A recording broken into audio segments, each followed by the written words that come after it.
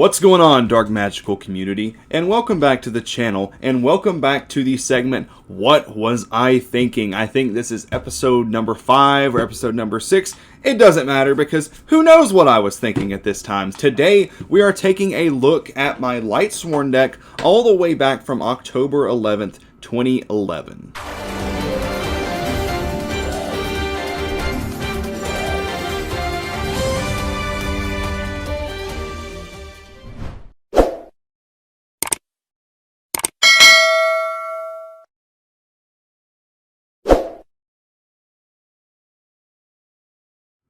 What's going on, guys, and thank you all for joining me today again here on the channel. As I stated in the introduction, we are going all the way back to October 11th, 2011, and I figured since I have been playing Time Wizard format around the 2010 era of Edison, playing Lightsworn, what better way to kind of look back on things and see how far we've came than looking at my 2011 Lightsworn list.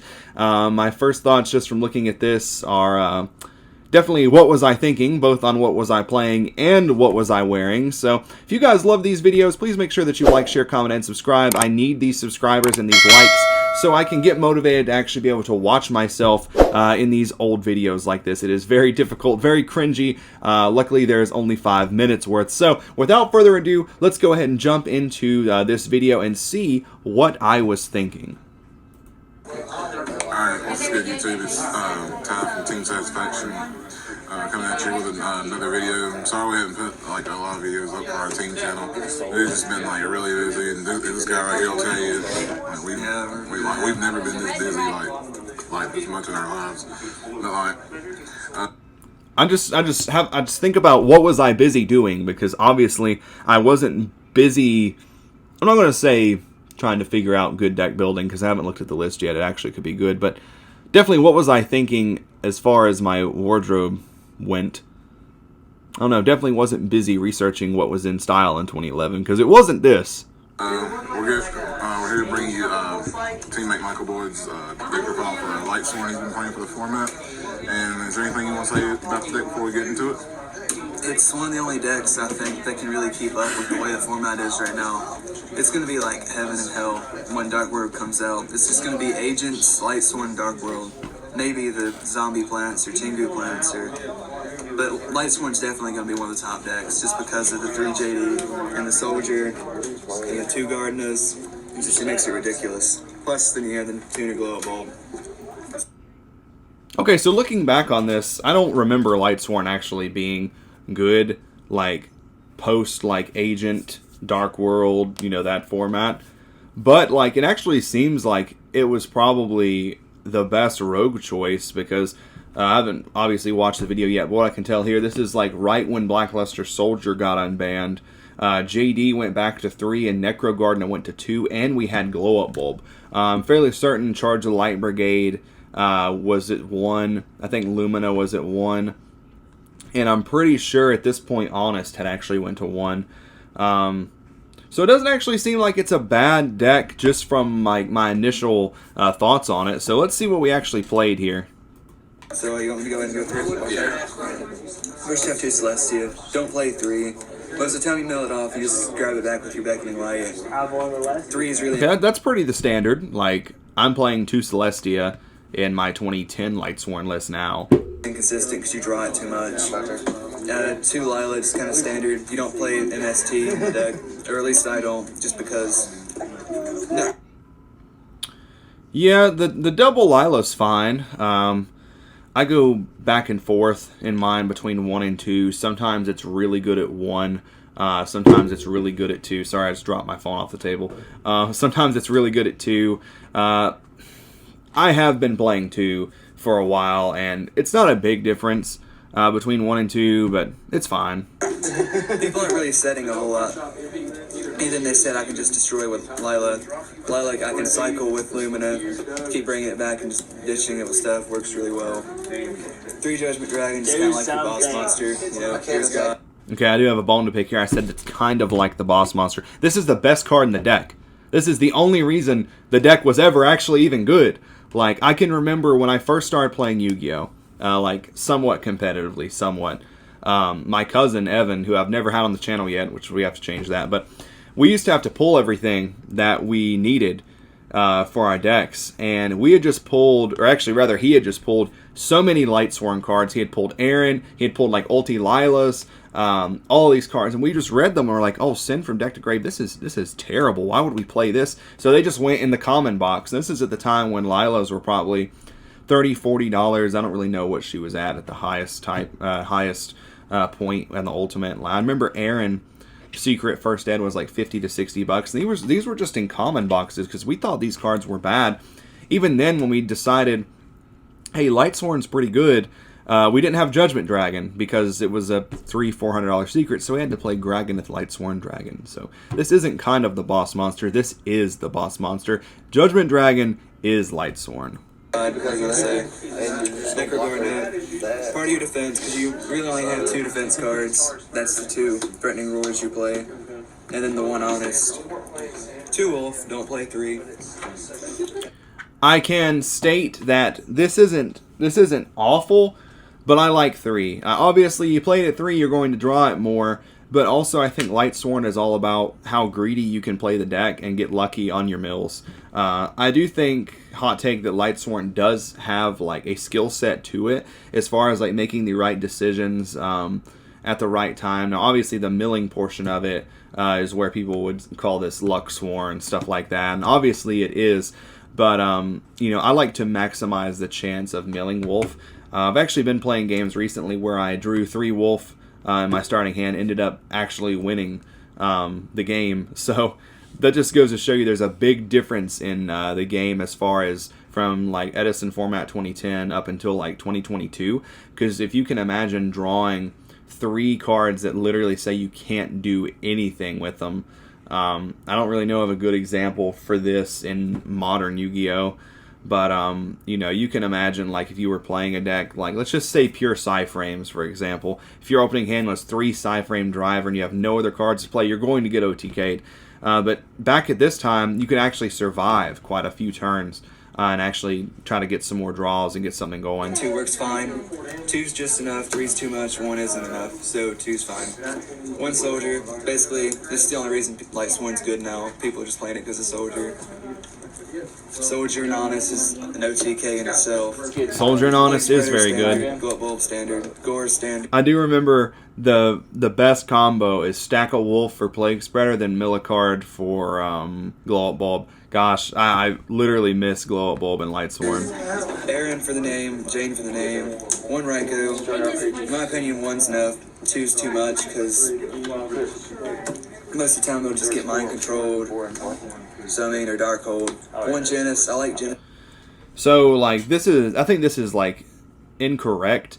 There's a theory behind Genis, and I'm not really going to, like, leak what the theory behind Genis is yet, because we are getting ready for an Edison tournament. There actually is a theory behind playing Genis in the deck for a couple of certain matchups, but I definitely think 2 Raikou was good. I was playing 3 in my current list for Edison Lightsworn, and it was just too much. You never want to see 2, and normally after they hit the first one, they're just going to play around the second one.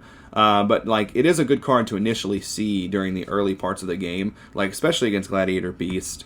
You know, being able to pop a problem card and mill 3 is very good, but you don't want to see him late game. So I think 2's perfect, honestly. And that's just because it makes dropping Judgment Dragon a whole lot easier with the extra name.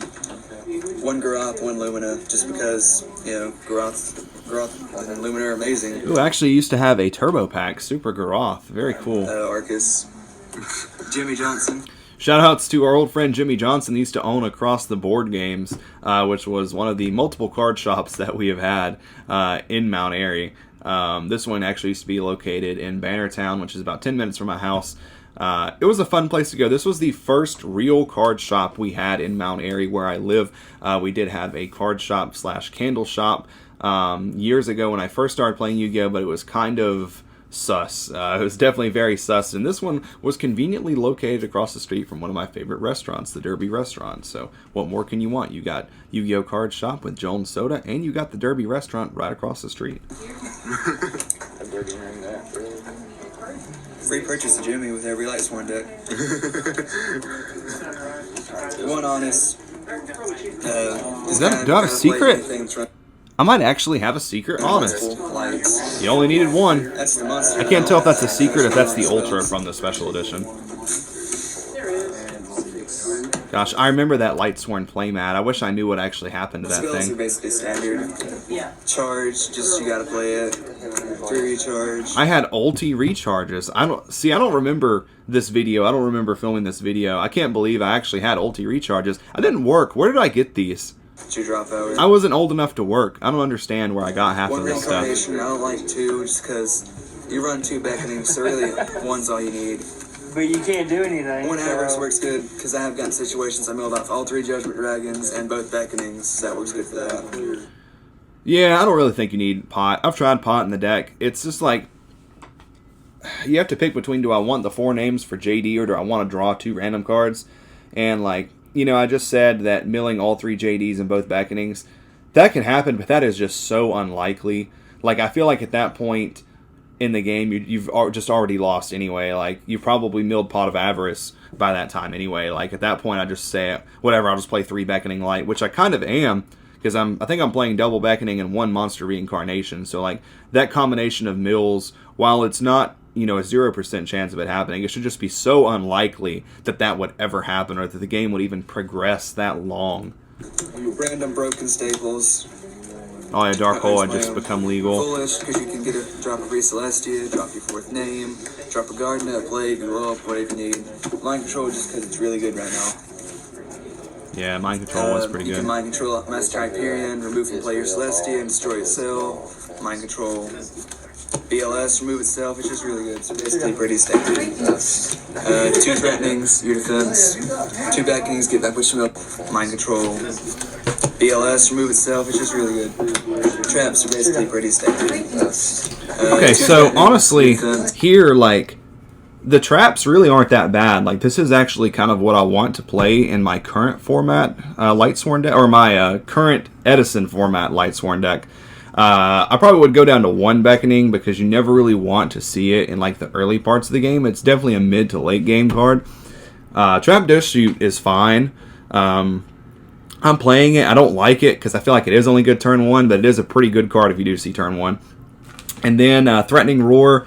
Lightsworn is a deck where you really just want to get set up, and if you can get your mills going, you know, 9 times out of 10 you win.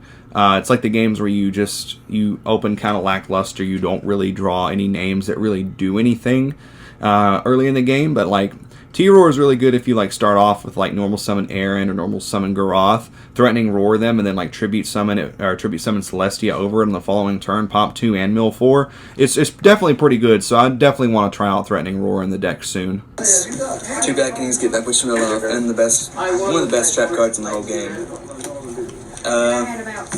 So yeah, I guess that's about it. The deck is 40 cards exactly. So what do you think about the format so far?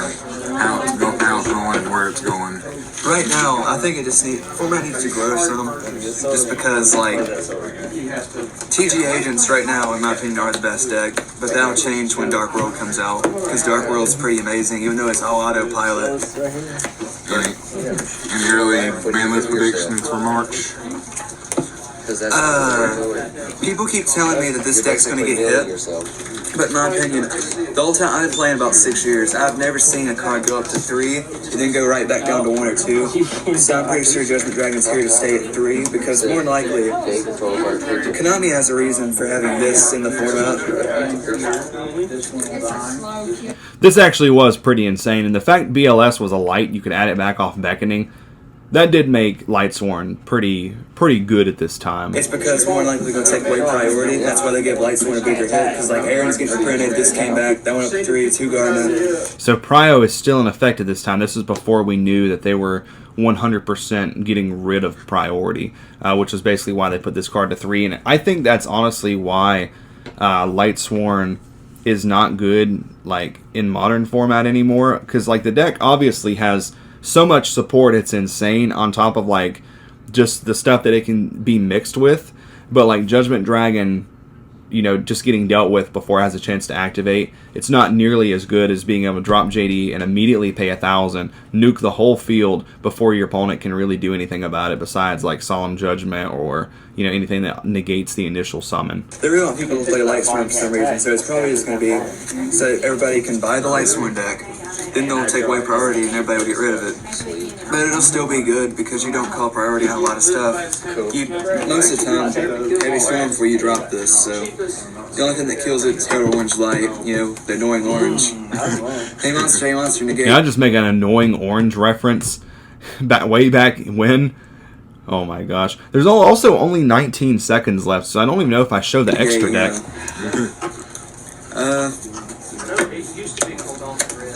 I guess that's about it. It's just, it's whatever right now. TG Agents are about the best deck to play. Speaking of TG Agents, the guy that won, I guess it was this year's Nationals or the previous year's Nationals with TG Agents was Hansel, the guy that actually won the 2022 Nationals with Sword Soul. So, very cool. I paused this at a very funny time. Thanks, Mike. This is Team Satisfaction 336. Sign out. Remember, if you make pro, it ain't us. Deuces, guys. So I don't know why I didn't show the extra deck at this time, because I definitely had one because I was playing Plague Spreader and Glow Up Bulb. So it was probably just the standard like Edison kind of extra deck: Stardust, Black Rose, you know, Catastor, Thought Ruler, all things of that nature. This was obviously before XYZs came out. But I'm a little sad I didn't show the extra deck for this, but who knows. So yeah, you know, every time I make one of these, it's not quite as bad. At least the deck building is not quite as bad as it was. Now, the imagery in the video is still atrocious from how I used to present myself. But glad to see that over the course of the years, I did get a little bit better as far as building my decks went. And maybe had somewhat better reasonings for playing some things. Obviously, not everything, but so that's about it on this one, guys. So, like I said, if you enjoy the content, please consider subscribing, and we'll see you back here on the next episode of What Was I Thinking? Take care, everyone.